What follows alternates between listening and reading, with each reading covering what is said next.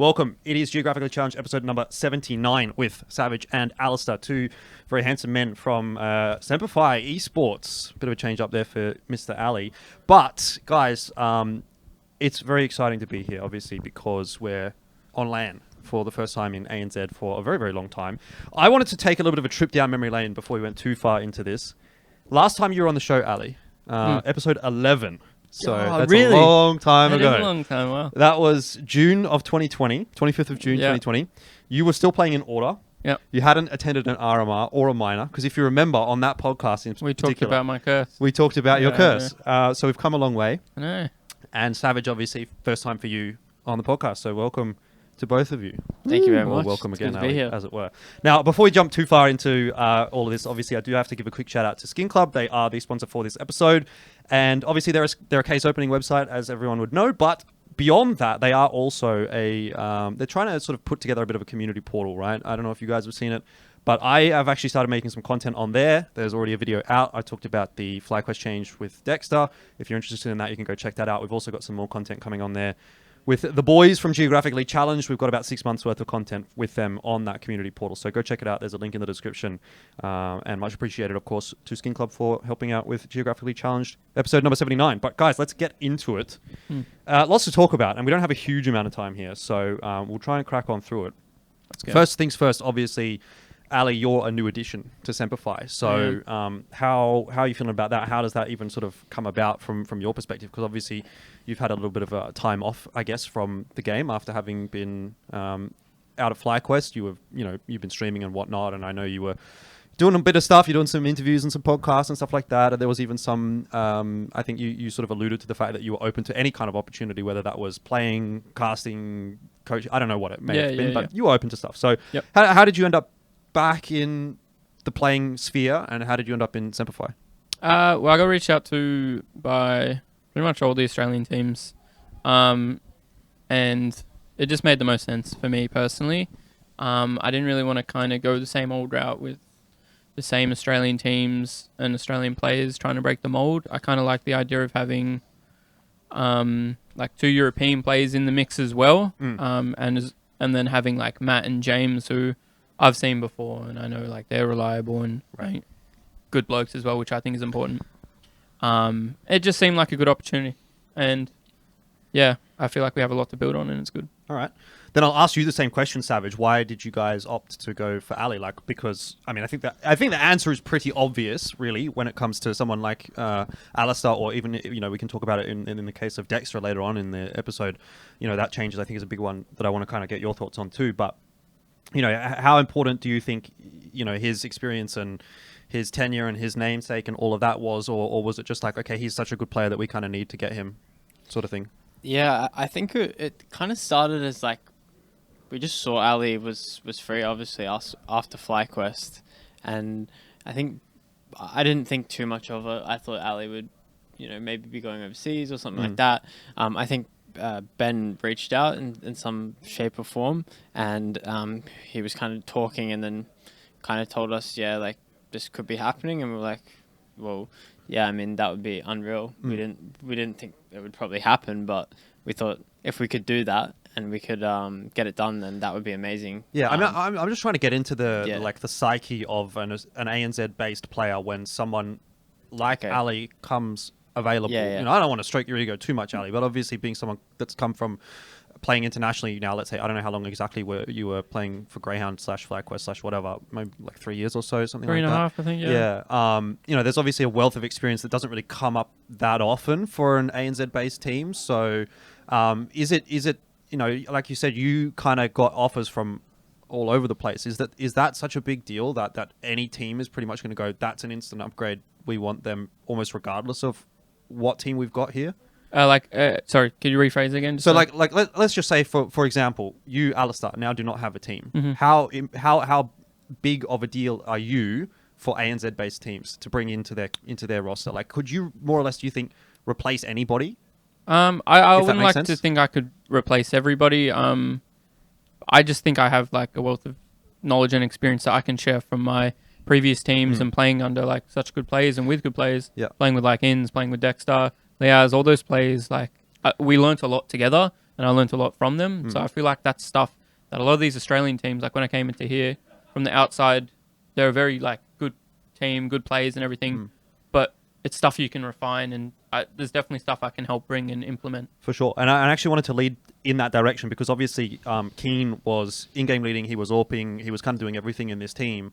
Now you obviously come in as an AWPer, Keen's going to remain as the in-game leader, but do you also, in a sense, come in some capacity as a leadership role? Are you having some input in a lot of the discussions around this kind of stuff, again, because of that experience factor coming through? Like, is there something else beyond just what's in the server that you're bringing to this team? Yeah, I'd like to think so. I'd like to hope that all the boys are taking on board like everything I say in like post-match review. Working with Christus as well, like I feel like we have a pretty good mutual understanding. He has trust in me. Like if we want to speed up in a mid-round, he has trust in all the players, but I'm definitely not shy to kind of quickly call something or speed up a round if we need to, if we have reads, which I think is important. I think I can definitely help in that aspect. And then, yeah, again, in post-match reviews, because it was something we just did so much in my previous teams.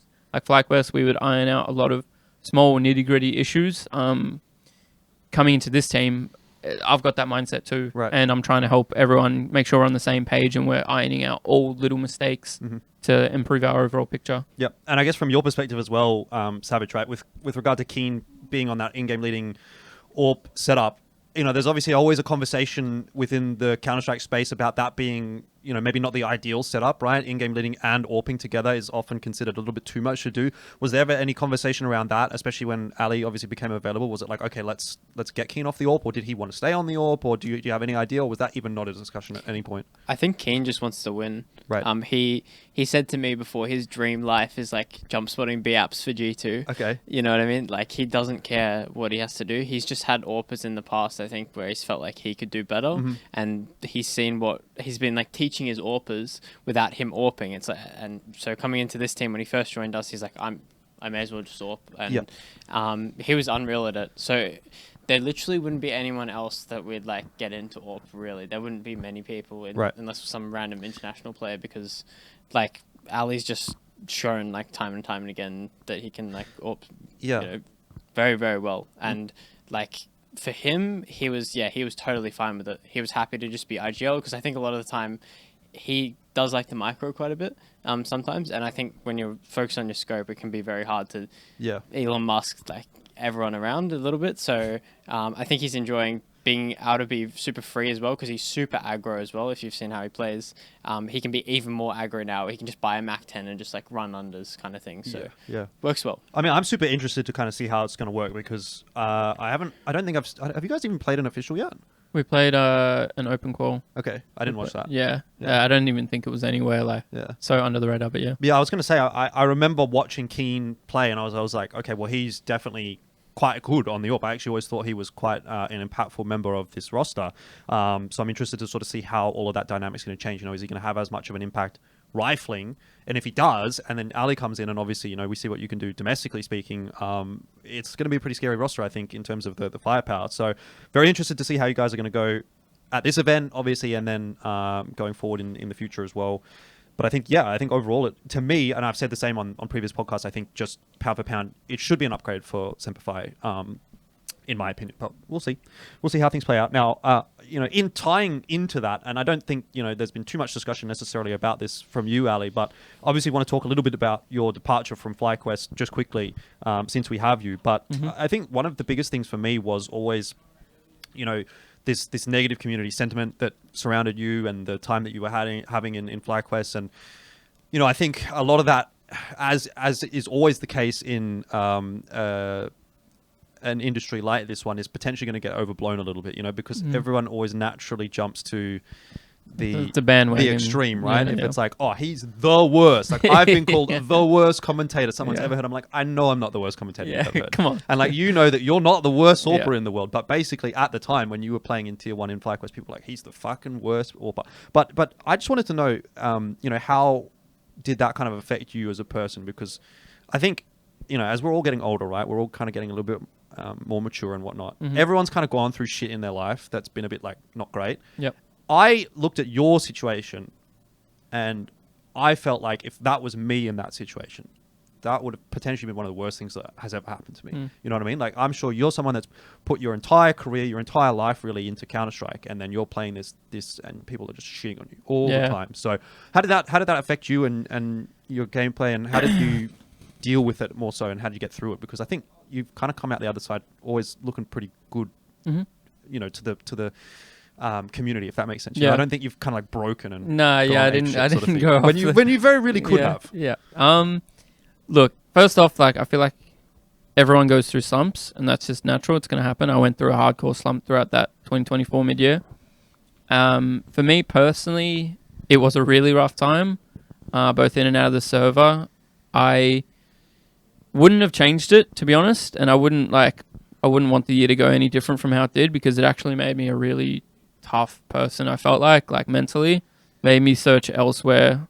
Like, I was just working a lot on myself and on my mental game, and that's why towards the end of the year I did start showcasing and playing proper CS, and I was showing that I'm not just this huge weak link. So at the end of the day, like, being criticized, it's a bit of a privilege, being in that spotlight and knowing that there are people out there watching your game, whether or not they're calling you shit or they're calling you good, doesn't really matter. It's all just outside noise. And that was the mentality I adopted. And yeah, it's just, at the end of the day, it doesn't really matter like what people say.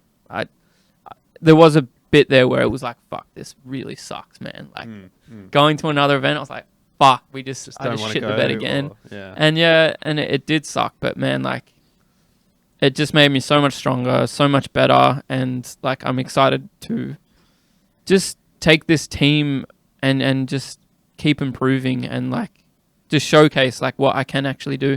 Because I know I definitely would have been labeled after my rough year, and that's what I mean. Like, it doesn't really matter. You're going to get criticized no matter what. Yeah, I think the thing is, a lot of people as well, they almost only viewed the worst parts of your career in a way. Like, that was like the highlight of your career, was like playing in this international team, and obviously you're playing against the best teams, the best AWPers in the world, and then you come back into ANZ and you don't really play many games, and you play in this fucking like Art of War ECL game, you drop 60, and it's like, oh yeah, that's the Ali that I remember. Do you know what I mean? Like, I remember watching you play in ANZ, and same with like a lot of these players that have gone and played internationally, and people are like, well, they're kind of mid. It's like, yeah, they maybe aren't cutting it to that level internationally, but like domestically, they're just like way better than everybody else was. And that's what like FlyQuest always has been as well. You know, they're getting criticized obviously for their performances, but then they come back in ANZ and they just shit on everyone. It's like, well, like, what do you want? What do you want from us? Like, these are the best players that we've got, and it's all we have. We're doing our best, guys. Like, come on, like, fucking relax. You know, give us a break.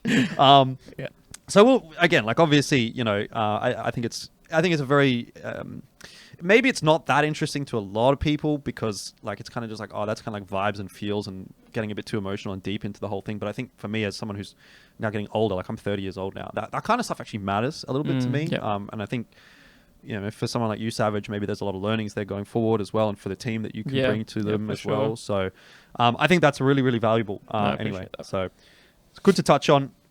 But let's talk Semper Fi a little bit more, Savage, because I don't know, where's the results at so far? This is actually maybe kind of getting into this territory where it's like, well, you guys, you know, you're performing to a level which is decent in that you're able to qualify for a lot of international events. But when you do go to those international events, Extremes LAN, you know, 5th to 8th, Mesa, the Asian Masters, which you just went to, 5th to 8th, Blast Rising, Asia Spring, that was online, I think, that was 5th to 8th again. So a lot of these sort of like Asia domestic kind of tournaments, you know, you're qualifying for, and you're getting maybe into the playoffs, but you're not really doing anything in the playoffs. So the question I would have for you then is that good enough, or is there sort of more work to do for Semper Fi? Like, what is the goal for this team? Where do you guys want to go? And, you know, are you feeling like you're achieving what you've set out to do, or is it not quite there yet? In terms of where we want to go, we want to be top 30, I'd say. That would be our initial goal. And I think it would be to be doing really well in these kind of Asia Pacific tournaments. Kind of the vibes of, you know, Rare Atom and Mongols a year ago, kind of just winning and doing really well, always kind of at the top of each Asian tournament and qualifying for every international tournament. And then obviously surpassing FlyQuest is our goal. I think after a few of the tournaments, we had like really long boot camps in Europe twice, and that was really good for us. We learned a lot.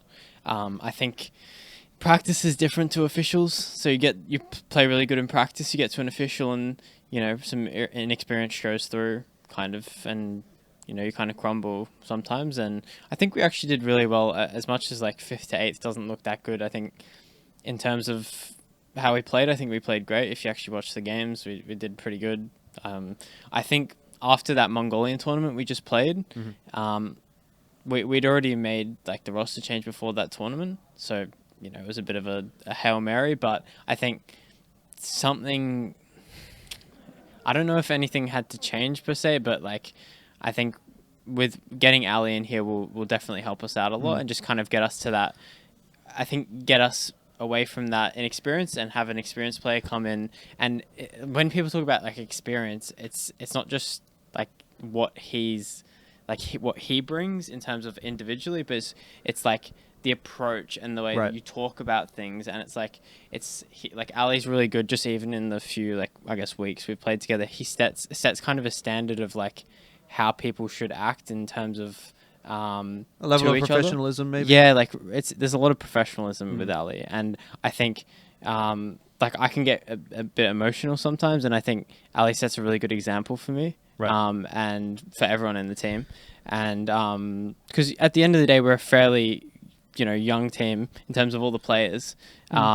Whereas, we've played like international events. I've played a few tier ones, but I haven't actually done that much with LFO and that kind of thing.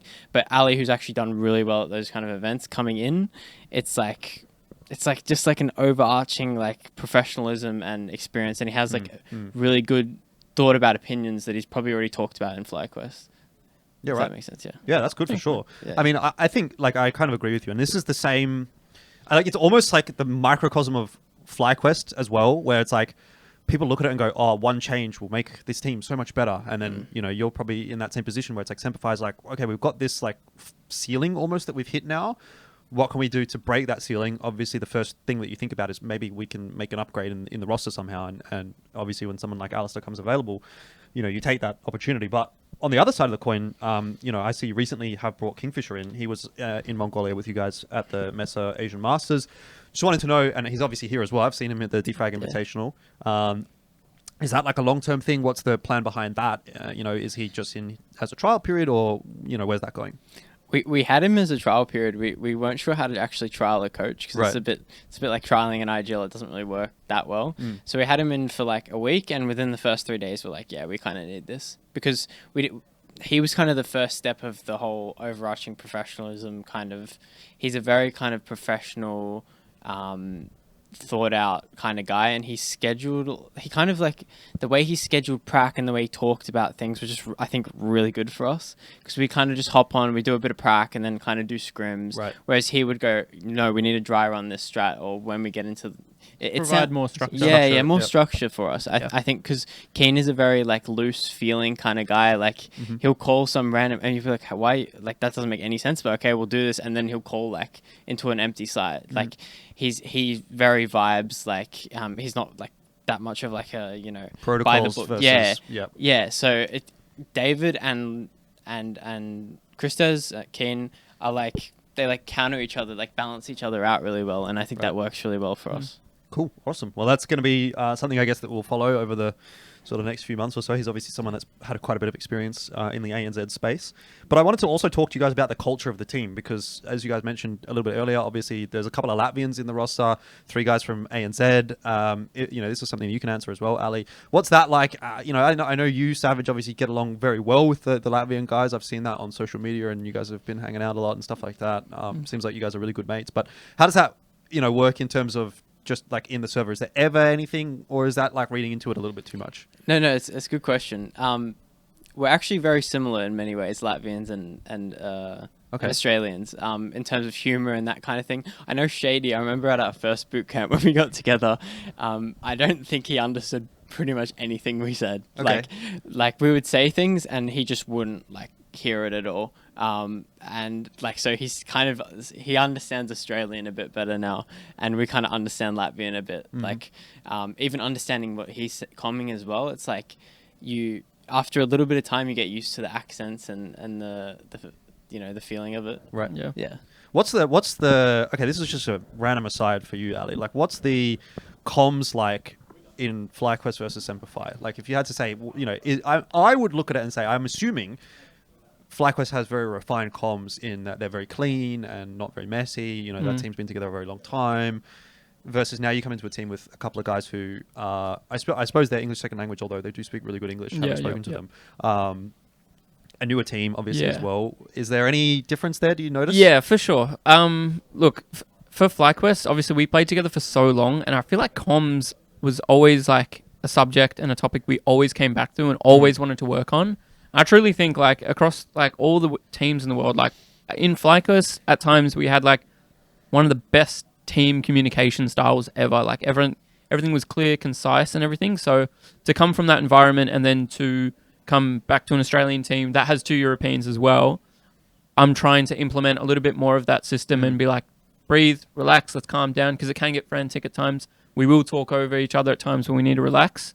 So I would say, obviously FlyQuest, we did have really good comms in comparison, but it's something we're going to work on here and we're going to improve. And awesome. I'd like to have the exact same comms here. Another Ali asset to the team. Hopefully. We'll see. Yeah, hopefully. Now, Savage, you insinuated a little bit earlier on that the end goal or the dream scenario, I guess, for Semper Fi is to dethrone FlyQuest as, I guess, let's say the top ANZ team in the region. But that's not an easy task, first of all. And also at a certain point, there may be a time where that never happens. So I want to know, how long does this project last? Like, is there any kind of a runway? Is there any kind of discussion over, we've got until the end of, say, 2025. And if we haven't made it to our whatever goal it may be, it doesn't happen anymore. Is there any kind of conversation like that at this point? There's no end goal. I mean, Right. the end goal is to make a major. Yeah. And our team is run. It's not like a big company like FlyQuest or anything. It's just my dad and family and friends and like some of his contacts that he knows and some like investors and that kind of thing kind of running us. So it's a very like small thing. Operation. Yeah, very small operation.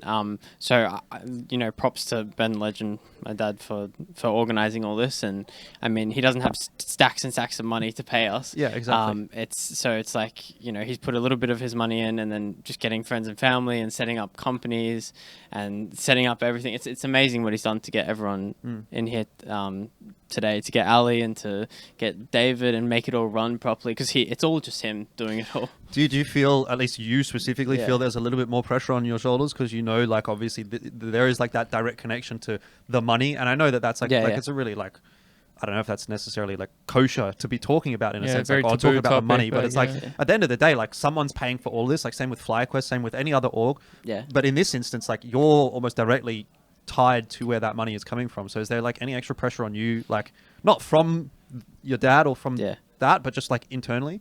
Yeah, no, well, maybe a little bit out of like when I'm not in game and that kind of thing, I'm always thinking about it like, okay, how can we get more sponsors? I'm always pushing dad, okay, we need a message that, because I also have my own kind of personal brand, so I have some connections with my manager with like sponsors, so I'm like trying to manage them, trying to get sponsors for us, and then trying to like, okay, what are we doing next? So I'm kind of working with him a little bit in terms of that, but it's not like pressure. Like everyone understands the risks and investing or not investing. It's like like they understand how it works and how it runs, and but no, once you're in the server, when you're playing, it's kind of you can't take it too serious. I think sometimes you can lean into being too serious about. You can put that pressure on yourself.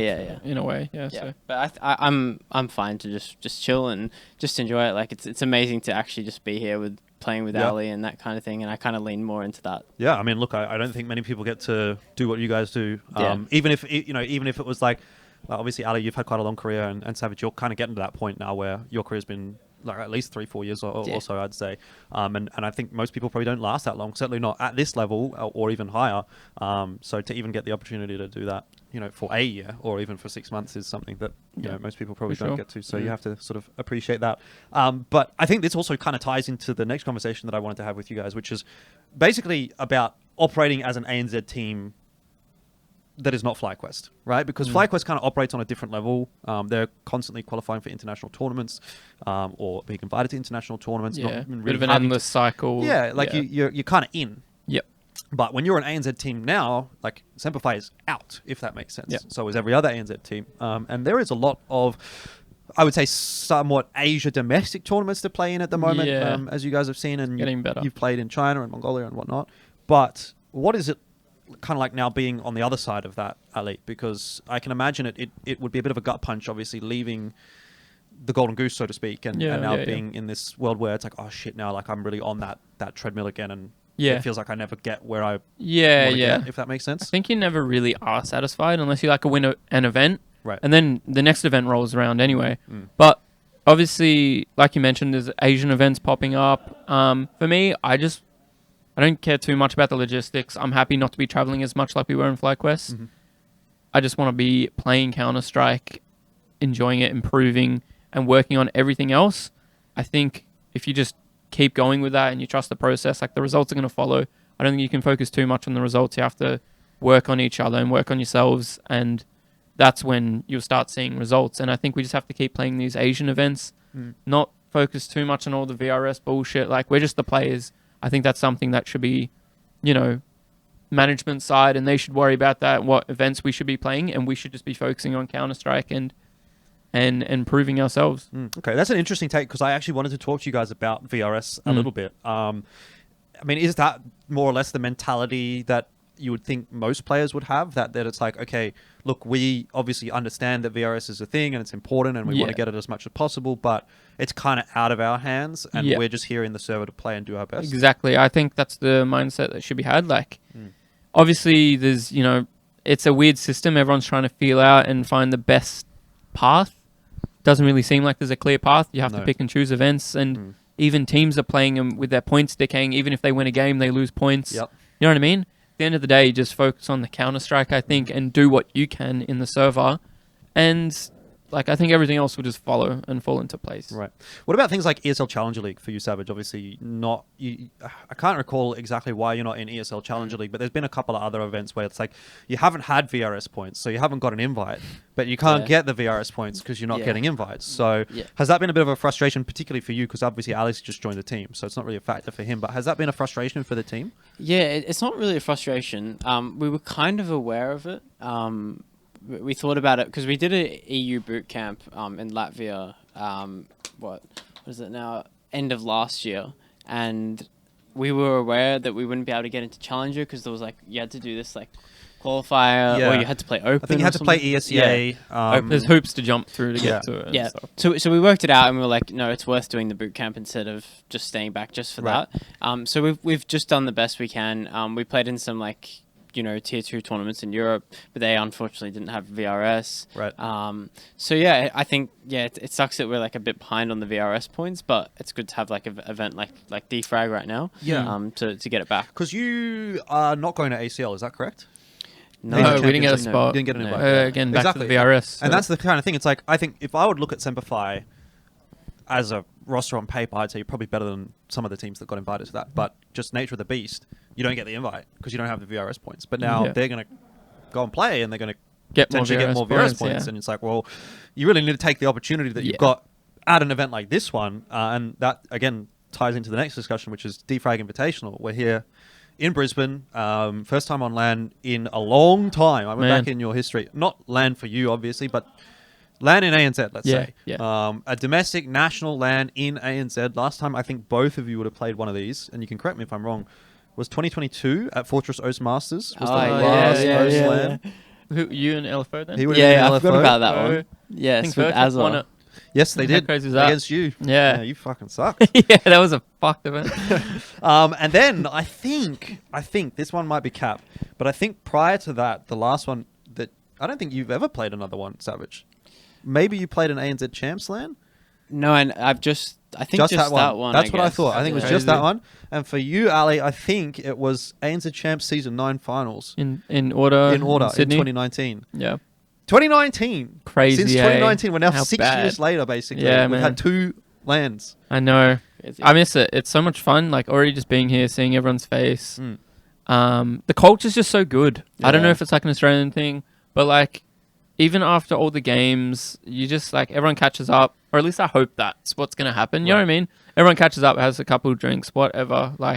It's just so much fun. And it's like the CG days as well. Correct. That's exactly what this feels like to me. I wanted to bring this into a bit of a discussion around the old And I say the old days of Counter-Strike. I feel like It is the old days. We're getting to that boomer status. Like, been Yeah, doing man. Counter-Strike for 10 years now. Fuck. Yeah. But it's like the old days of ANZ Counter-Strike. It just feels like they're kind of dead. We're in this new era where, like, you don't see anyone, you don't know anyone. They're just names on a screen. Like, Yeah.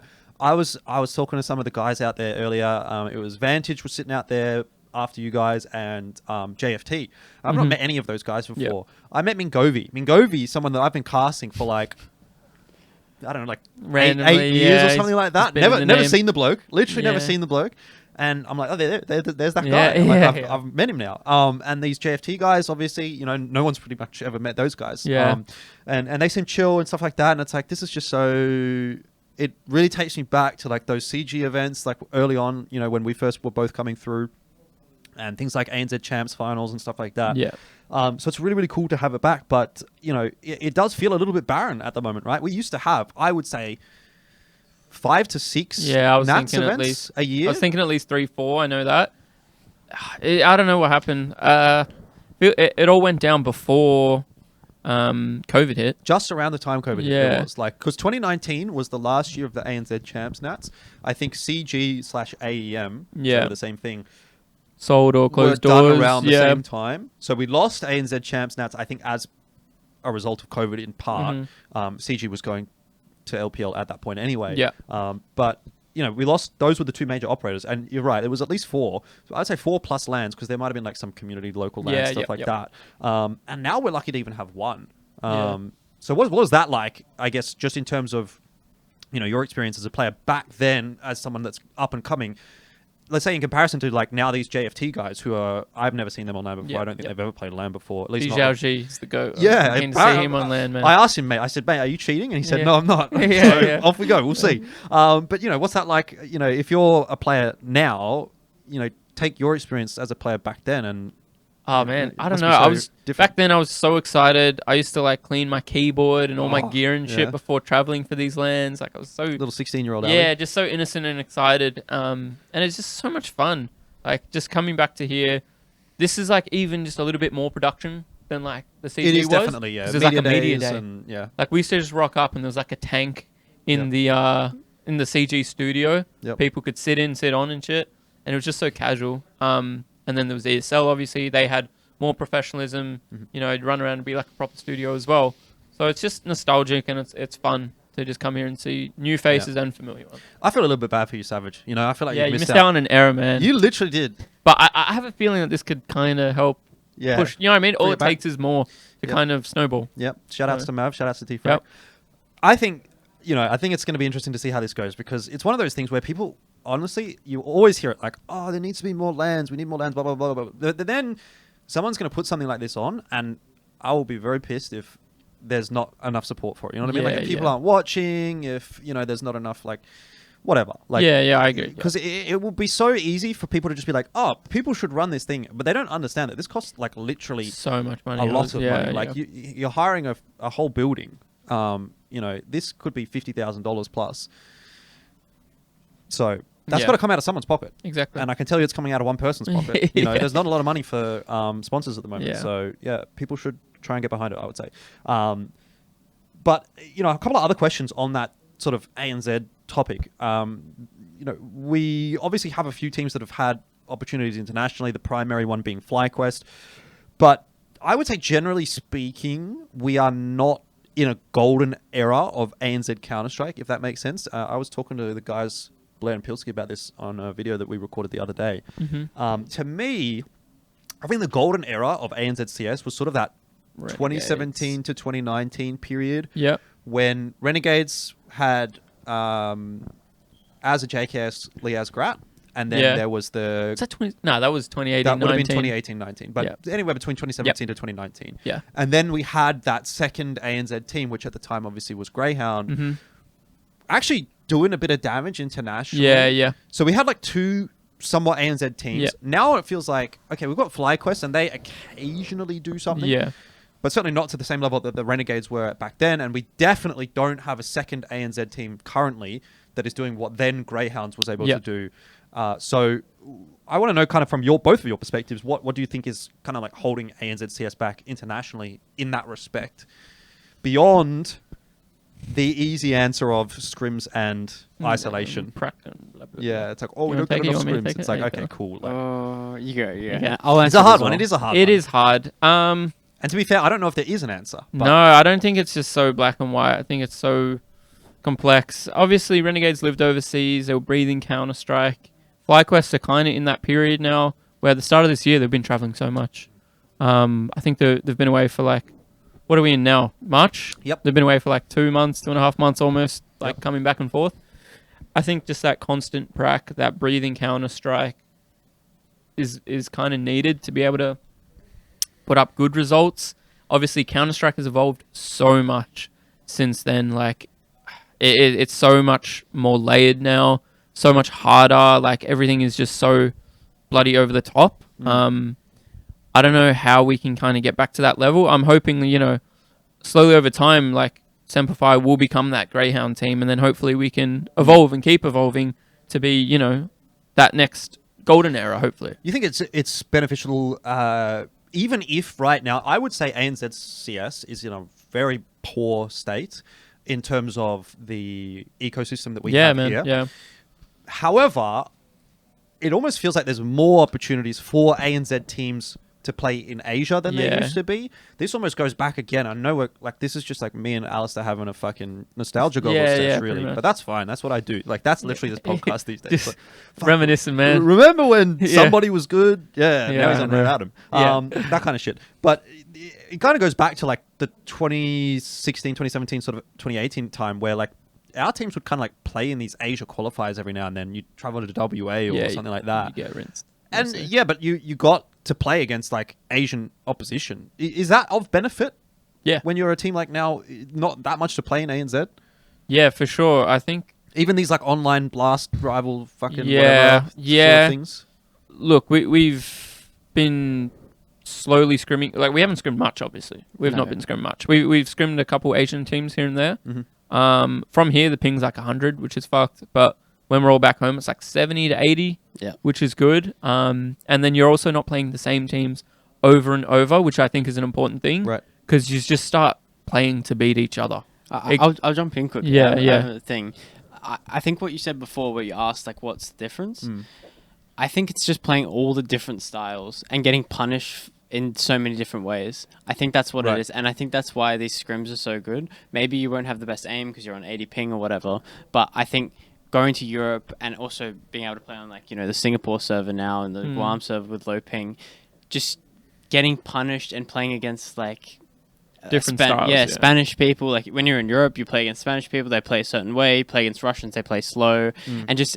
I think that's why Europeans are so much better because they have all those different perspectives of like, how can this person beat me? And they know all the ways that they can be beaten. So then you can come to a better conclusion in the game. Right. I think for me, because I was obviously in Europe for a while, that's what really taught me the most. It's just the amount of times I've been like just completely destroyed, like all different ways, all shapes and forms. Whereas in Oz, it's only like one way. Oh, they played slow and then out defaulted us. Whereas in Europe, you get rushed down by like Spanish people, and then Russians are like waiting till the last second. The next, if that makes sense. Yeah, I think that's what the difference is. 100% for sure. Yeah. We see some pretty wild shit in Asia as well. So Yeah. Well, yeah, that's the great thing. There's so many styles in Asia as well. the smoke So- pushes and Yeah. whatnot.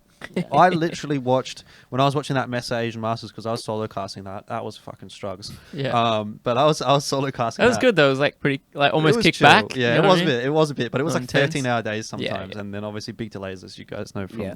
playing. But I was watching somebody play on Rear Adam, and I was like, this guy's just fucking. He's cooking. Yeah. He's cooking something. I don't know if Yeah. it's good, but he's definitely cooking something. Something's cooking in that kitchen. Something's cooking in Banana Yeah. on Inferno, and it might be a couple of smoke pushes at 30 seconds into the round. Like, Yeah, whatever, yeah. YOLO.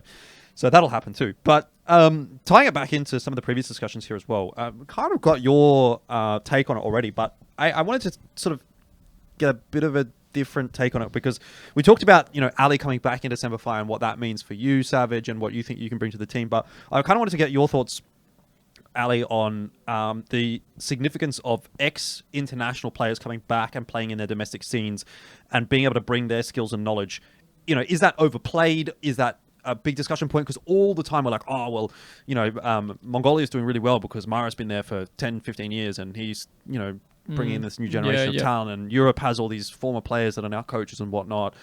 ANZ to an extent, doesn't really have that in the sense that, like, someone like, let's say, Sponge, one of the biggest names in ANZ now, he's a caster, and we talk about the IGLs of the past, you know, maybe someone like Sniper or, like, I don't know, Moe or someone like that. Like, these older names, right? Let's just say. They're all not involved anymore, for better or for worse.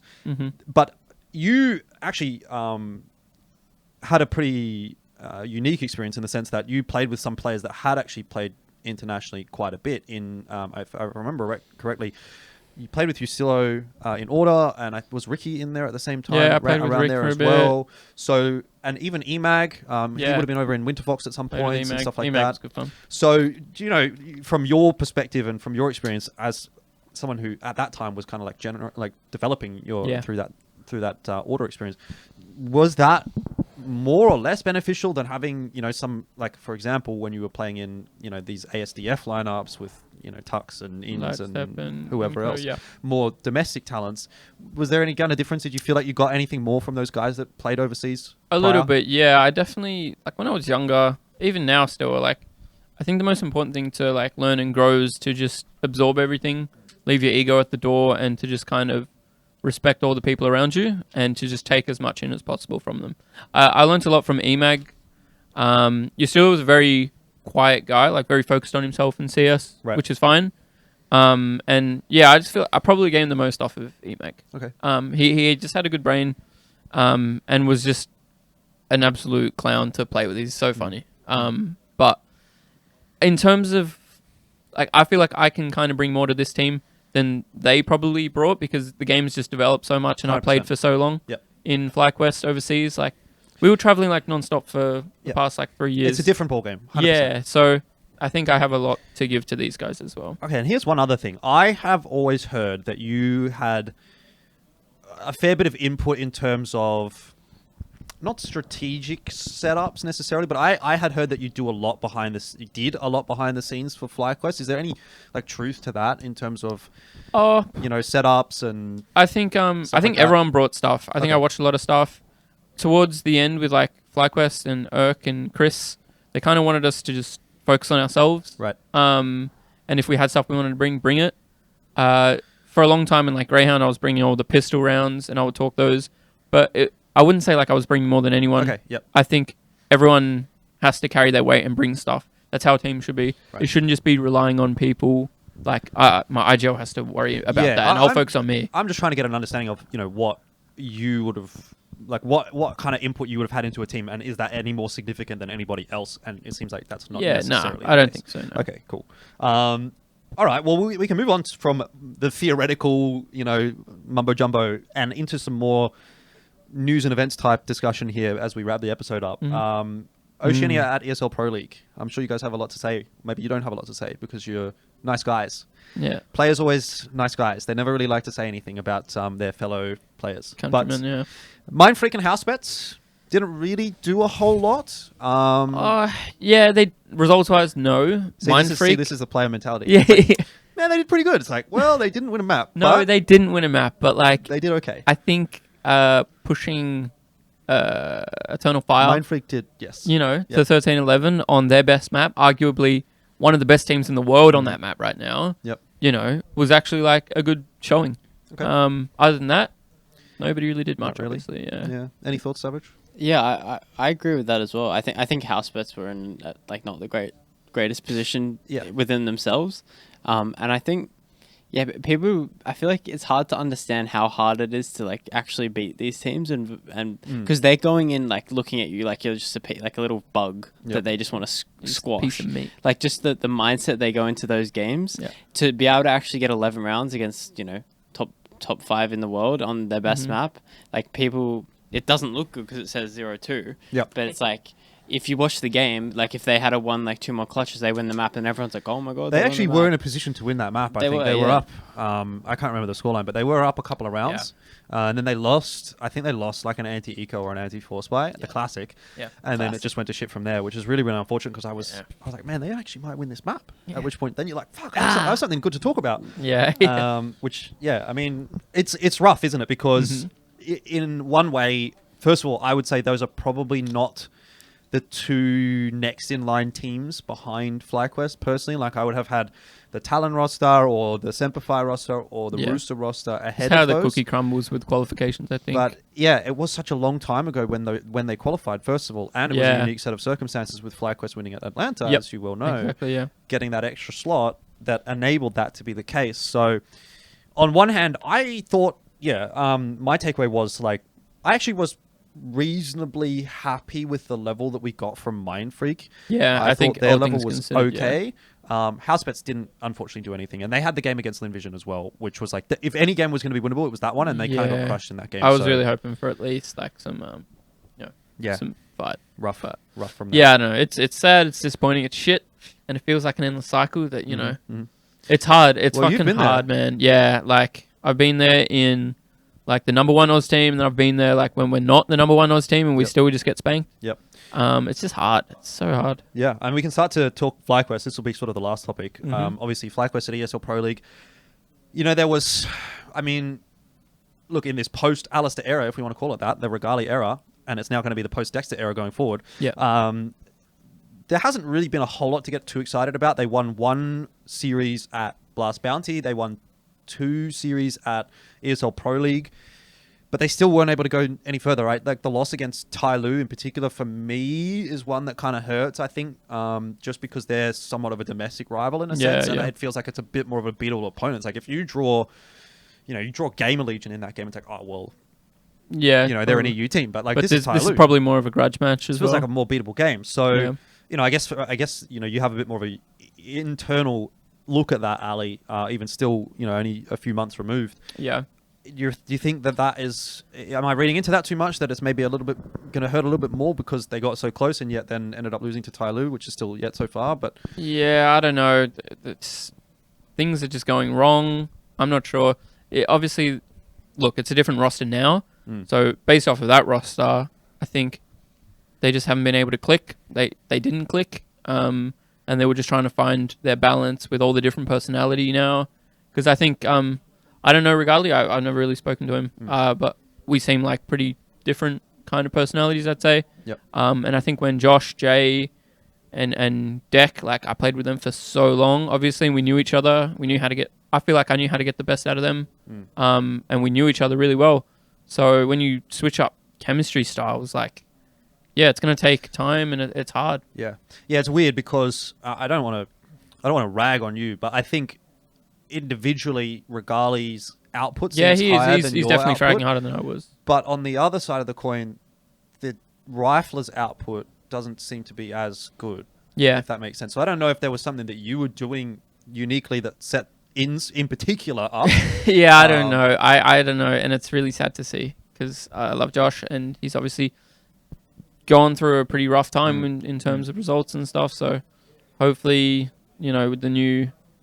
Have you spoken to him about it at all? Because in a way, it's like somewhat similar, right? Like, yeah, exactly. He's just at the start of what you would maybe experience. Yeah, that's why I said I was like, I actually reached out to him, and just said, "Hey, man, how you doing? Obviously, I know what you're going through. If you ever want to talk, whatever." That's good. And it was very few words, but like we spoke. Like won't get into it or anything, but it was good. I just wanted to lend like a helping shoulder because I know how fucking shit it is, man. You're in the spotlight and. People shit on you any chance they get. That's good. That's good of you, man. That's all I'll say. Yeah. But obviously the big news of the week, I guess, is Dexter has been benched by FlyQuest, which comes as quite a surprise, I think, for me and for the vast majority of the community. Maybe there were some people that sort of saw this one coming. I don't know. But I'd love to get both of your thoughts, not just on the Dexter specific removal, but more so even the implications of what that means now for FlyQuest, obviously Nettik, obviously Inns as an IGL. So I'll go to you, Savage, first, because Ali's talked just now. But what's your initial take being like, fucking hell, Dexter's out of FlyQuest? Because that was my take. I was like, what? I saw that and like I just literally didn't... I thought it was fake news. Like I thought it was someone has made like a fake FlyQuest account and just done like Dexter's been removed from FlyQuest as a meme. You know what I mean? Because I was like, there's no way they're making another change before the major, but they did. I heard something through the grapevine about Nettik, and I was like, who are they going to get rid of? It doesn't make any sense. And I was like, it must be Leaz. Right. And I was like, that would be a mistake. Rolls-Royce doesn't make sense. Yeah. And then I saw the Dexter thing. I'm like, oh my God, I can't believe they've done that. Because I think it's a very interesting move, in my opinion. Obviously, I don't know the internal workings of FlyQuest, but right 1 month before the major quals, Yeah. and you switch your IGL, and it must have, I mean, I don't know the situation. I saw like the vlog this morning. At the end of it, like Urquhart's talking, obviously seemed pretty Yeah, he was fucking. he was firing up. Chad, Yeah, so way different to the last one we saw, where he's like, "Okay, guys, we're gonna go into server and we'll do our best and keep up the vibes." Now he's like, "Fuck you, read the fucking paper, you idiot." Yeah. So I mean, Ali can probably give more input. That's the Ali diff, man. That's Yeah. they lost the vibes, man, and then Urquhart Yeah. just became the fucking angry dad. Yeah, I don't know. I definitely think if there was an Australian player to get the call up, Nettik Yes, makes sense. yes. He's definitely been putting up pretty insane numbers for like years now. So I'm glad to see him get an opportunity. I think it's really cool. I was surprised not only by the Dexter drop, but the fact that they went for an Oceanic player. Because I figured, okay, they're making a change. They've already got Regali, who's European. What's one more European in my mindset? So it's cool that Nettik's in. Yeah, again, 1 month out is a bit worrying. Obviously, the inner workings aren't very good. Like the environment doesn't seem very good, so it's rough. Yeah, we made a change. I don't know if you remember when we picked up Chris. That was like 1 month before Yeah, the Shanghai, but the first Shanghai RMR. But that was a little different. Like, this is just so clearly, quote unquote, a direct upgrade. Where it's like, the whole conversation around your team at that time was like, they don't have an in-game leader. Or they don't have a natural in-game leader. that was the whole conversation. He is a natural in-game leader. He has international experience. It makes sense in theory. Yeah, exactly. So, I don't know. There must have been some pretty big conversations. It must have been pretty rough around those waters, and I can only assume, yeah, it just must have been rough. That's all, yeah. Well, if you'd like to see my thoughts on that, you can go check it out on the SkinClub community. Boom, there's a link in the description. Nice, How about nice that one? plug, bro. Nice plug. Bang. What about Ins as an IGL versus Dexter? Because you've obviously now played under both of those individuals as an in-game leader. So I recall when Ins was in-game leading, there was like some general level of apathy, I guess, towards it from the community, because it was kind of like, well, Ins is him in this team. Like, he's the in-game leader, he's the star player, he's like clearly the best like fragger, whatever. Need to get him off duty so he can frag. Yeah, like why is he in-game leading when he's also the star player? Yeah. But then also who else is going to in-game lead? But then you obviously have the time under Dexter as well.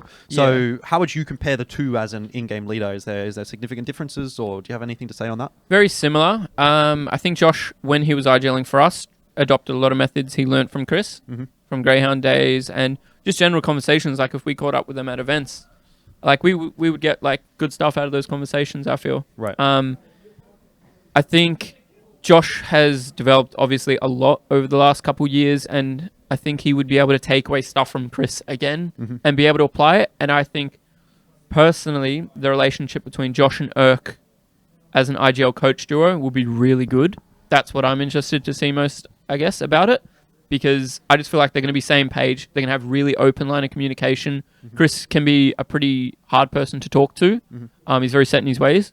And I feel like Josh and Urk will be able to like just work really well together. Yeah, I think so too. And it'll be a really open, good space for them. All right. And then on the topic of Nettik, which we sort of touched on, but do you guys think he can make the jump? Because it's obviously quite a significant jump from playing in Rooster or even to an extent Talon and being like that second best team in ANZ to now being in the best team, the one that everyone's looking at, the one that everyone expects to do well, and all that pressure's now on your shoulders. So again, you know, you can probably speak from experience a little bit here with regard to this one, Ali, but even I'd love to hear your thoughts, Savage, on whether you think Nettik can make that cut. But the pressure of playing in FlyQuest versus in any other O's teams. Now, I'm not obviously expecting him to drop Rooster numbers, which is like, 2.0 every series, because that would be ridiculous. But like, in your experience playing against him and maybe even knowing him as a person in any way, shape or form, do you think he's got what it takes to sort of make that transition to being in the top team and playing internationally on a regular occurrence? Yeah, I could probably answer. So I think when he was doming, which was last year. Yep. I was overseas pretty much the whole year, so I didn't receive any doming. I didn't receive nice. domage. Yeah, I didn't receive any of that. Lucky So you. so I was kind of looking at it on the outside. I'm like, I think I watched a few of his games because I saw him just destroying like the old like The numbers were Vertex guys. crazy. Yeah. So I think he definitely deserves it. And I've watched just after he got picked up, I watched a few of his demos just to kind of understand how he played. And I think the way he plays is really consistent and really good. And I think that's what's important when you're versing these international teams, just to play really good CS and hit the shots that you need to hit, and just play just be a rock within the team. And I think he'll slot in good, and I think he'll play really good against these teams. Obviously 2.0 is a very high expectation. But I think he seems like a very annoying kind of player to verse. I don't know what roles he'll be in, but he seems unreal as just an anchor and just someone who's just going to get the job done, and that's kind of what you need. Yeah. I don't know what you think, Ali. Yeah, no. It's interesting. I feel like we haven't had like a kind of like a young up-and-comer since... So we have Nettik now. We had Declan before that, even though they're around the same age, obviously. Declan Vexside is actually younger, I think. There you go. Yeah. He's about a year younger. I think. Yeah. Yep. I think they are both quite different. So I feel like Vexside, the way he came up and we picked him up, is because he was just so raw and sharp. Yep. He was so like aggressive and in your face, and he was so fucking sharp. Yep. Whereas Nettik, obviously Declan's like, first off, I'll just say Declan's developed a lot. He's not just 100%. an aim star now. He's actually got his wits. Yep. But Nettik, I feel like he's never like been super reliant on his aim. He's actually been quite an annoying player. Kind of reminds me of like a mini Josh in that regard.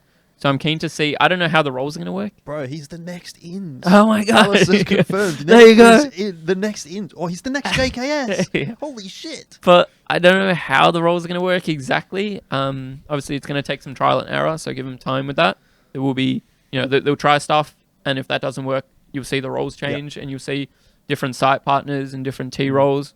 So give it time. But I think he'll learn a lot, and I think he will actually be a decent player for them for sure. I don't think he'll crumble. Yeah. Awesome. All right. Well, then, last point on this topic is Dexter obviously now is available, I guess, in a sense.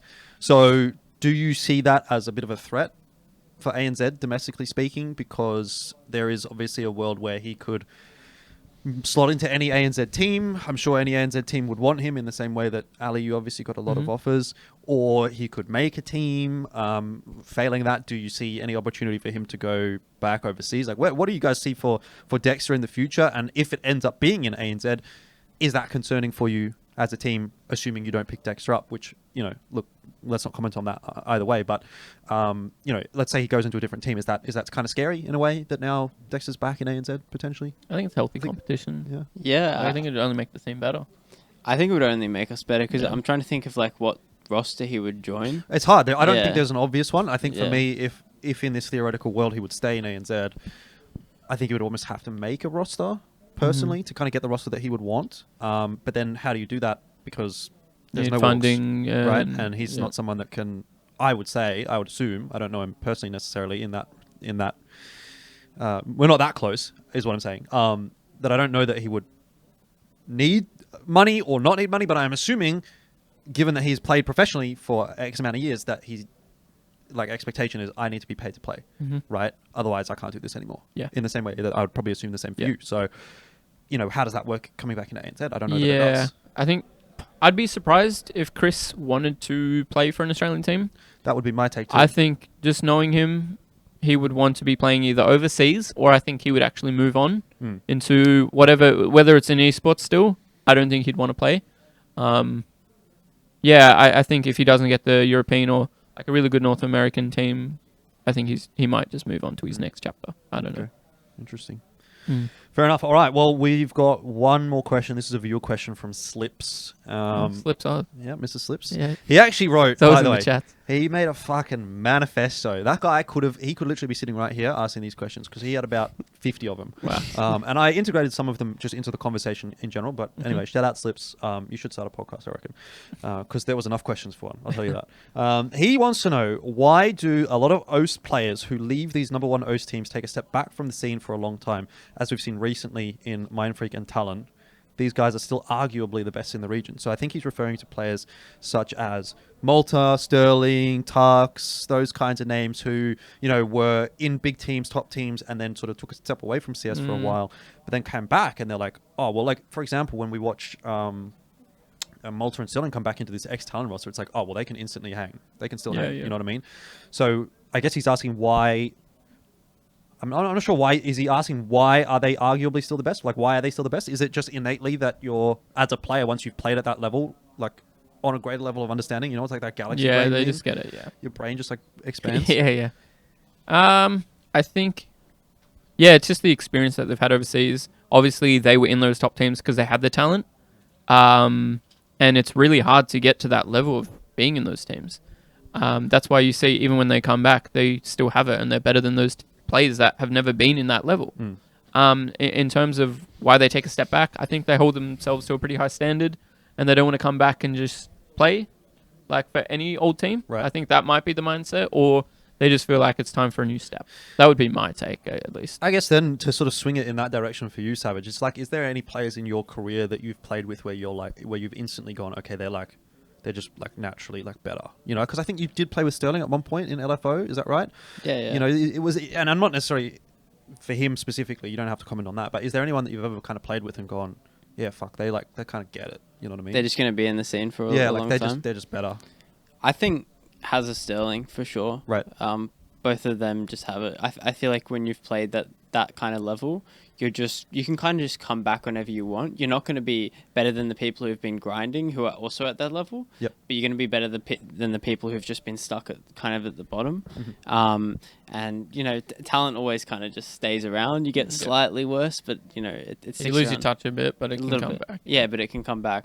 I think Keen as well, to be honest.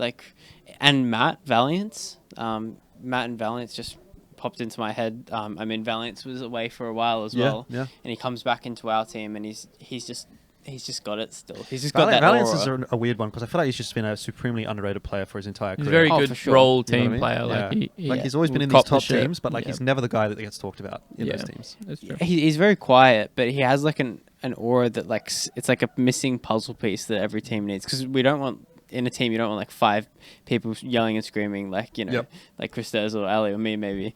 And I think he has a lot of aura, and I feel like he could just not play for a year, come back and just win a LAN, an Oz LAN, just not even touch the game. That could literally happen in 4 days. Yeah, exactly. You never know. I think he can just make anything happen, and I think that's the same with Hazard, Sterling, and Keen. I think he's a super smart guy. I feel like he can just not play, and he has a smart brain, and he understands how the game works, and All right then, just to wrap it up. Yeah. Dfrag Invitational. I'm planning to release this tonight, so this should go out before. If not, it will go out tomorrow night. So it will go out very early in the Dfrag Invitational. After the first day results. Yeah. What are you guys thinking? Who's on top? Who's the big threats? Who's winning? You got Housebet, Semper Fi, Rooster, Mindfreak, Vantage, Only One Word, Justice for Tomorrow, and Talon. Semper Fi versus who in the grand final? Is Semper Fi making the grand final? I think Semper Fi making the final. Semper Fi, Rooster in the Group A? Yeah. Over Rooster, Only One Word and Justice for Tomorrow? I think you don't know what to expect from Only One Word. Freeman. Bit of a sleeper. Freeman, Hong Kong superstar. Yeah, I know. O's Talent. What do you think? Who do you find the biggest threat? I think it would definitely be us and Talon. I think it would be us and Rooster in this group, right. And then Talon and probably Vantage. I'd say in the other group. Over Mindfreak Housebets? I don't know. Mindfreak kinda showed pretty good on LAN. Texas I think they'll be better than Housebets. Talon. Yeah, I think those three are just going to have to battle it out. What are the groups? So you can have a look here if you want. Yeah, let's have a look at I think Vantage are very good. I actually think that they're actually doing super well. Just by versing them and then I'm glad to versing hear that, other guys. honestly, because I'm that guy that's always going to go, oh, the names that I know are better, which is Tux and Taser. Yeah. That kind of gives me a hard on seeing those guys. Cool seeing Swerzian as well. So Swerzian is an interesting one. He messaged me, or we played a pug together in Europe. Okay. I was like, oh, this guy's super good. So I don't usually add people, but I added him in the pug. We started talking. He's like, oh yeah, I'm moving to Oz, bro. I'm like, cool. That's cool. That's awesome. I can so I helped him out. He stayed at Fogger's house, I think. And now he's studying here. He's gonna move to Melbourne as well. And they're just playing with him. Like one of the only players I've ever like added from a pug, like an EU pug, being like he's unreal. So it's unreal to see him in Vantage playing at this LAN. I think he's super talented. I think he's really good. Sweet. And I think Vantage will go over them. And I think in the finals it'll be us and Talon, and then just come down to who's better on the day. And I think they'll be playing super loose because they're Bit of a pug team. Yeah, a bit of a pug team. So they've got a mixed roster. Yeah. And then obviously Nettik playing is departing. But Yeah, well, sometimes there's that like no pressure type. yeah, it's a buff. thing. It's a thing, man. Yeah. Do you remember? Well, you probably weren't even playing at that event at that time, but there was like ANZ Champs season 4 or season 3. It was like a dead Avant roster that ended up winning because they were going to be Kings in the end. They were going to Kings at the end of that. Oh, You right. didn't play, I don't think, at that event. No, who would have been in that one? Oh, I can't even remember. It was Sicko, like Wizard, Wizard. Sicko, Kyoto. Chutch. Yeah, I think Chutch might have been there, and then fucking someone Yeah. like Noisier or something like that. Yeah. Some random Avant player from Decibel or something like that. Right. Yeah, one of them names. Yeah. But anyway, that's what I'm saying. Like they're in theory, their team. You know what I mean? They could just come out here and just fucking win it all. I think it's possible for sure. Yep. But we'll see. We'll find out. Yeah, that's the end of the episode, guys. So thanks for coming on. Any shout outs you want to make? Of course, Semper Fi. Semper Fi, Ben the Legend, my mom, Yep. and Mum, I'm on TV. all the fans. Thanks Yeah. for being here. Yeah. Ali, Shout out to everyone, all the fans. the missus. Hopefully, yeah, obviously, yeah, the missus. Yep. Much love, and thank you. Keep supporting us, and I hope you get around Semper Fi. All right, sweet as. Thanks for watching, guys. If you appreciated it, make sure to like, comment, subscribe. That would be great. It would help out the algorithm. And if you have a lot of money, you can go to buymeacoffee.com/Elfishguy and give me some of it. And I'll keep making content like this. Otherwise, check out SkinClub. The link is in the description below. Much appreciated, and we'll catch you in the next one. Peace.